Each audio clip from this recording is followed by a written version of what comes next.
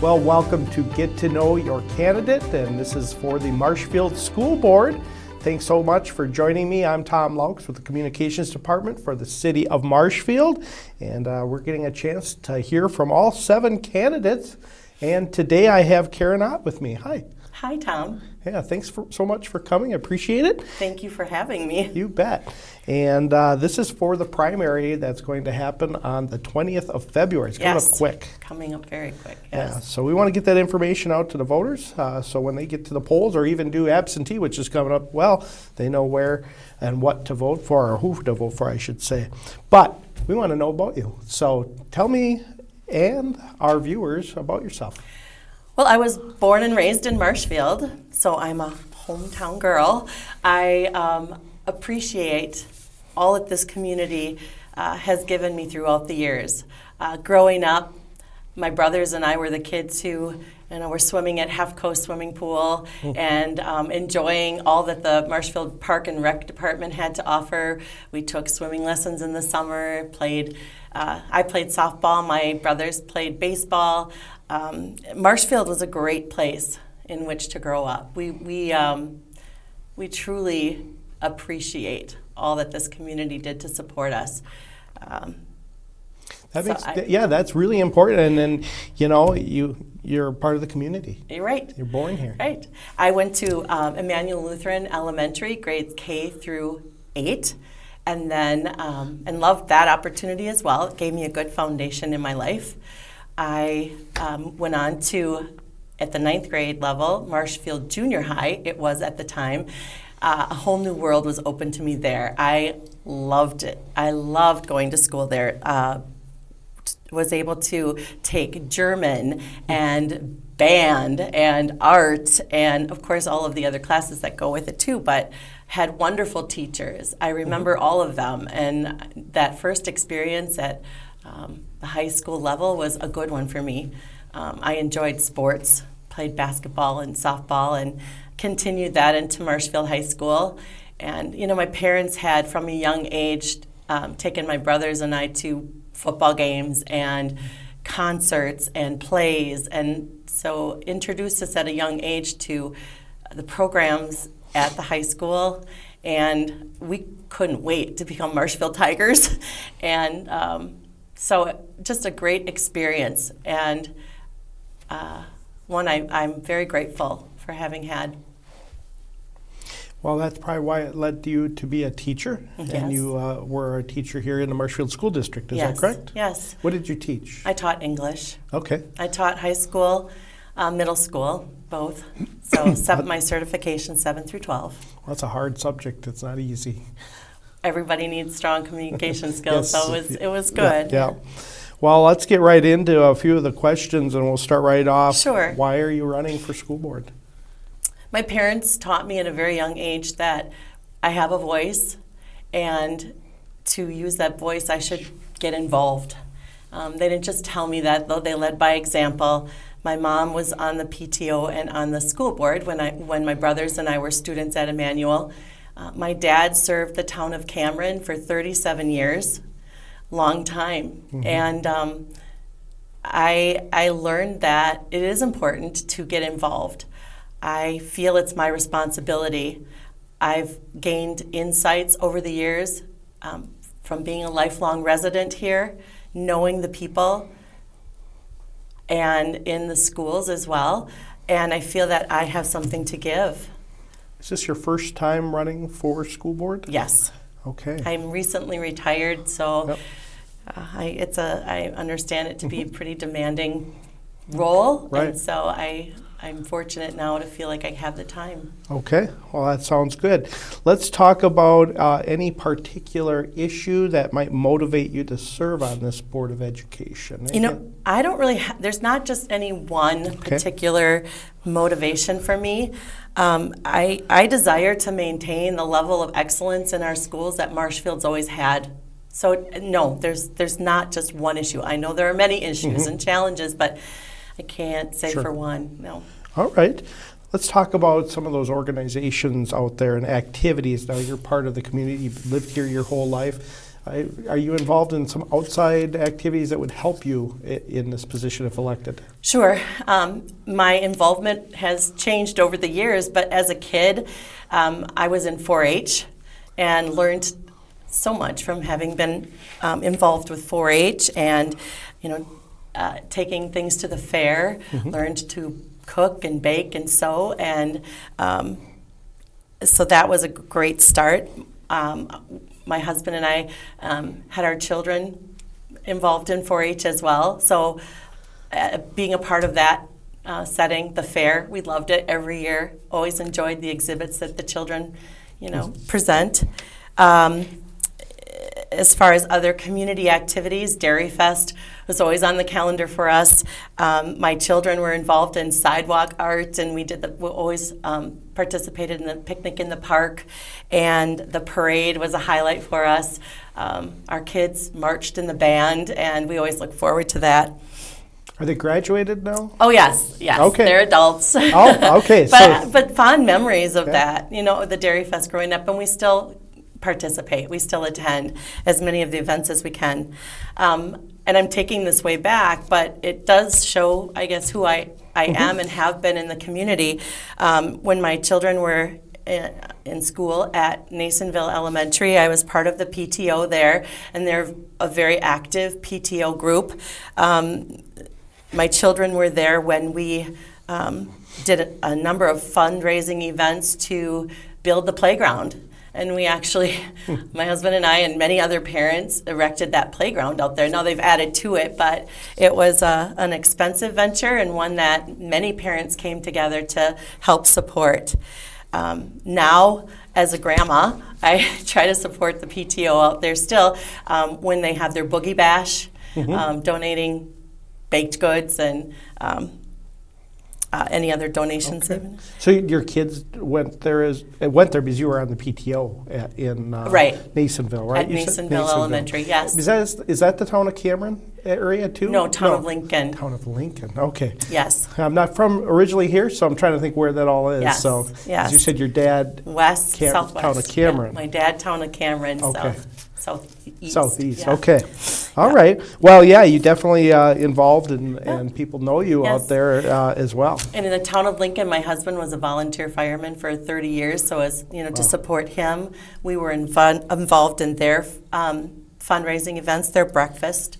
When I started teaching, many of my volunteer opportunities were centered around that. A friend and I created a group at the middle school, a parent and teacher group called PAWS, Parents Are Willing Supporters, so that we could have conversations, communications, and plan events and supports for students.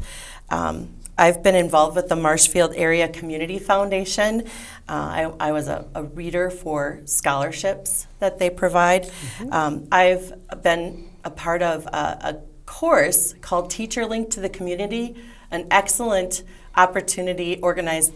Jane Wagner organized that, and it was a class where we were able to tour and learn about various businesses in our community, what their expectations are for their student or for their employees, and how I could then bring that to my students in the classroom. I thought it was an excellent program. I am a lifetime member of the Marshfield Tiger Booster Club and help with the Booster Bash event, helped many years with that. I sit on the Tiger Hall of Fame committee that recognizes our athletes over the years. I've helped with the PEO, a local organization, a philanthropic group that works hard to fundraise to support women who would like to better themselves. So, and then with the United Way, I was a rep in our buildings for many years at the middle school and at the high school with distribution and collection of the pledge cards from teachers. So there's some involvement. Yeah, you bet. I mean, that's a lot, and you're going to hopefully move those skills into being a board, education board. That's your hope. All right. Well, we could talk about differentiations from other candidates if you'd like. I don't know. You may not know them because you don't work with them. So I don't know if you can answer that question or not. But I guess what may separate you differently is there anything that you want to chat about that? Well, I think I've talked to that point a bit know. already. I think so. But still, I'm happy to elaborate. I love this city. Yeah. I don't have to learn to love it or learn to acclimate myself to the place. I've been here my whole life, and I appreciate Marshfield. It's like I said, it's my responsibility. I believe I can give back. Yep. So. Yeah. Well, you started here right at the beginning. Right. How about your kids? Are they here too as well? They are here. Yes. So that's nice. Yeah, it's great to have family close by, for sure. Oh, definitely. Well, let's talk about any issues. And I kind of put it out here in a question is, do you believe there are any top 2 issues that are facing in the district? And if there are, how would you feel that a school board, if you're on the school board, address those? Well, they have to work together. So communication, collaboration, so that's how they approach those. But if you're asking me to identify 2 of the top issues I see? You could, yeah, that would be great if you want to do that. And maybe there are more than that. Okay. 2 that come to mind. 1, money is always going to be on the agenda. It will always be a challenge. There's only one pot from which to select where we distribute our money. So I think that's always something that the school board will have to consider. And in doing that, listen to the community, listen to parents, listen to teachers, listen to administrators and students. Where do we see our greatest needs? And then a second issue I see as being one that I know that we're, as a district, we address, but it's this idea of responsibility for learning. Helping our students continue to recognize that their education is ultimately their responsibility. We support them. We provide them with courses and exciting lessons and support when they need it if they struggle. But ultimately, that responsibility of being a student, and that affects student behavior and how they conduct themselves as students. So that's a challenge too. You bet. And you mentioned listening as one of the top pieces. Yes. I bet you taught that a lot with your students. I did. When we think of communication skills, oftentimes the first thing we think about is speaking, communicating through our speaking, maybe through our writing as well, but listening is also an important component. And so as a school board member, I hope to make myself approachable and available to listen. Okay, and then there's so many opportunities now to do that with social media. I mean, people have to listen through social media. They have to listen to news, telephone calls, in person, you name it. Back when we were in high school, Right.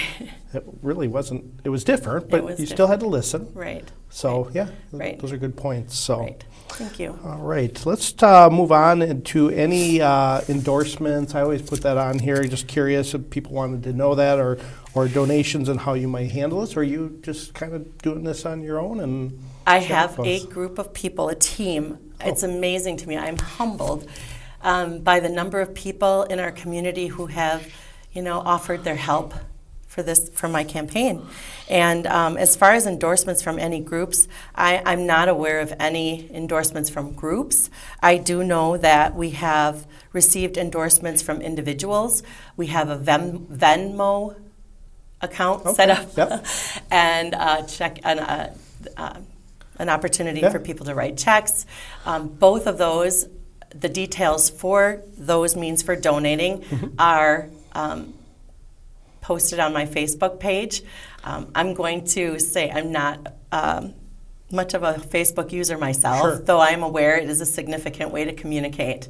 And so I would encourage people to check out my Facebook page and learn about then ways to support. And it doesn't, that doesn't necessarily mean a monetary donation, though monetary donations are greatly appreciated.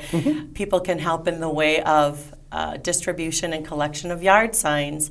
We're going to be mailing out some postcards. We're going to be offering people little rack cards to learn about my background if they're not able Yeah. to view this. I have a team of social media supporters to help me with that, because though I'm not one to use that, I recognize it as being important, and so I'm not going to ignore that, but I need help with that. Yeah, no problem. Yes, and you have your own page separate from like your personal page. This Correct. is a page Yes. for running as a Yes. candidate. Okay. Yes, and I have a separate Gmail account. It's Sure. may I say that? Yeah, please. Karen Ott 4 school board Okay. at gmail.com. Yeah, definitely. People can email you, ask Yes. any questions Yes. that you would like. Yeah, that's what this is all about, getting to know you, and so they know what, who, and where to vote. Yes, thank you. You don't want to be guessing at the Right. polls of who's that. I Right. know, and that happens, Yeah, unfortunately. right. So our job here is to get that information out. Thank you. Yep, you bet. Let's talk about behaviors of school board members. So you're on. If you get elected, what do you feel that there should be professionalism? Tell me a little bit about what you feel. You've been in the classroom. You understand that you have to teach kids to be professional, Right. or they'll do things you don't want them. Right. But what about from the school board itself? How should they act? I understand that not all school board members are going to agree on every topic. Right. I understand that communication and collaboration will need to happen. We all have a common goal, and that is to do best for our students. So we need to be remain calm and be civil and treat one another with respect. Be open to ideas and learn about other perspectives. If I disagree with someone, I would like to understand their point of view. So I, again, need to listen and maybe have an opportunity then to investigate and learn more. Okay. Learning is lifelong. We know that. So I'm always happy to listen and learn from others. Definitely. Well, let's drop down to this last question on the first page. The best way to address, differences of opinion, and you were already touching on that quite a bit here. But, do you address those during a meeting? You got to be careful of a quorum, I understand that. But do you address those one-on-one outside of a meeting if you have differences, or do you try to do that during a meeting? What would you do? I think, I believe both. Okay. In the community, if I learn, again, just reaching out and being available to people to discuss the issues that are they're concerned about. So that might be just even in the grocery store, or when I'm out at a football game, or just recognizing we might not agree, but I'd like to learn more about your perspective. Okay. And as far as being when I'm on the board, should that be something private? I believe there are some of the meetings are behind, like where they discuss things behind closed doors session. and then open, but ultimately the topics are addressed publicly. So That's part of it. Yes. So, all righty. Well, we're going to take a quick break here, Okay. Karen. And I want you guys to tune back in after this short message, and we'll go through some more questions with Karen Ott as a candidate for school board.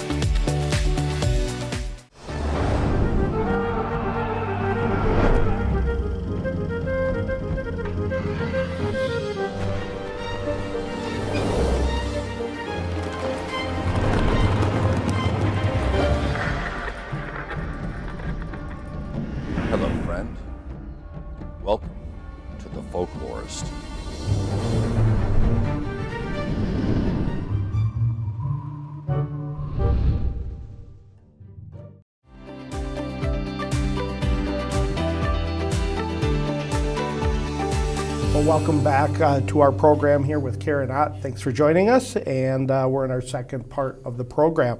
Let's talk about when a no vote happens and you are in favor of it. How do you work that out? Or if it's the other way around, would you support a decision that you don't vote yes or no on? It's different. Well, this is a democracy, so yeah, we don't always get Right. things to go our way. I understand that, and so if a time occurs when I'm on the opposite side of the vote that wins, I have to accept that. I will then go back and learn more and become more informed about how I might help other board members see the position I would choose. So it's not, I don't believe that necessarily I'll just stop right there. I feel like on my own I could continue to listen and learn, but I would accept it. That's what we have to do. Yeah, we do. Let's talk about public relations here. I think even the second question that I have here kind of really starts into that area, being accessible, transparent into the community. Can the board, and how can the board, do you believe a board should be accessible to the community, and maybe what groups? How would you do Absolutely. I believe the board should be accessible to the community. And as far as public relations and the role, there are so many awesome activities, events going on in our schools, showcasing our students' work, and to find a way to promote those positive activities is something that if I were to be on the board, I would want to encourage, because I feel like sometimes we focus so much on the hard challenges that we face that those wonderful, inspiring activities Right. can sometimes not or go unnoticed. And just recently I was out at Nasonville and experienced an opportunity where students showcased their knowledge of his historical figure. They wrote a report, they learned about that figure, and then they did these presentations. We were welcome to come into the gym and walk around and ring a bell or open a book or whatever that would trigger them then to share their report. I was just so impressed with how well the students did. And I recently was at the high school. I subbed a day, and there too, I was just so impressed with how the students treated me. I was treated with respect and welcomed, and if I needed help, they offered to help. We have great kids, and I would, as far as public relations, I would hope to encourage ways that others in the community can see that too. I mean, if you have a connection like I've had, great, I see those things, but for someone who doesn't necessarily have a grandchild or a child or have an opportunity to sub, to get them in to see what our students are doing is really very important. It gives you a sense of pride and hope for our future with our kids. Yeah, most definitely. If you're an entrepreneur that wants to build a business here, they're going to want to know the education of the students are getting. Why not tell them? It's an asset to our community to do that. That's in my belief. I normally don't put my beliefs in here, but I think that's very important, and you're saying the same thing. Yes, so many connections with tech ed and family and consumer ed, and in our core academics as well. Just great opportunities. Too many to list here, really, but we need to find a means to promote and to publicize those, because it just really gives you a good feeling. But that, unfortunately, I think it's everywhere. It's not just the school district that can't promote. It's all of us, because that's the last thing that you think about. You have to get the work done at hand, right? Yeah. And promotion always seems to be the last thing, the good news, and unfortunately that's forgotten, which is almost the most important, because it drives. It really drives the engagement and more people to the Exactly. Yeah. So, all right. Well, let's switch gears here a little bit talk about academics. Yes. You were a teacher. Yes. Let's talk about any issues you believe that the district needs to address in academic programs and offerings. And are there any changes that you would recommend if there are? Our world is constantly changing, and we need to respond as a school district. We need to, recognize what our strengths are, but if there are areas we need to improve, programs we need to add, then we need to do that. So recognizing the academic needs and meeting those needs. Okay. Preparing students, and you're already saying quite a bit, is there, as a teacher, you always had to prepare students. Right. But as a school board member, what do you need to do to prepare those students? What would be that role? Do you I guess, provide good quality education by money and curriculum? Right. Yep. Having grown up in Marshfield, I had so many opportunities to explore music, art, business classes. Mm-hmm. I wish I had taken more in the tech ed areas. The opportunities were there for me. It wasn't not enough room in my schedule. But, I think, preparing students that way, offering opportunities for them to explore a variety of areas, but then also helping them to develop into good citizens and recognizing and having them recognize the importance of responsibility and respect and getting involved. At every level, students are encouraged to get involved in their school community through the clubs that are offered, athletics that are involved. Whatever that might be, take a look at what your interests are and get involved, because there are so many opportunities that help them then grow into good citizens, ready for their future. All right. Well, our time is winding down, and what I want to do here is we have two questions I really want to do. Okay, is there a question sure. on here that you would really wanted to answer? You can look through that right now as I'm talking and answer that or restate it. And then the last one I definitely want to get to is give you enough time to talk about why you're the right candidate. So first, if there's something in here that I left out that you wanted to really bring to attention, please do. My vision for education in this community. You've heard me say several times how proud I am of this community and how grateful I am for the opportunities that I had growing up. I would like us to shape our vision, to have a vision together. We all have that common goal, so how do we come together? Parents and teachers and administrators and citizens, so that we can develop a common vision for our students. All right. Well, this is your chance to talk to our audience directly and explain why they should vote for you at the polls. I believe the number one reason you should vote for me at the polls is because I am a concerned citizen. I care deeply about this district.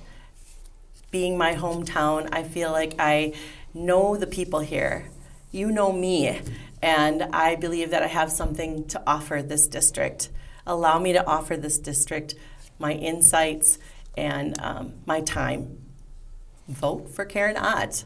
Check out my Facebook page and watch for details that come through that way about how you might get involved if you're interested. Thank you for your time today. All righty.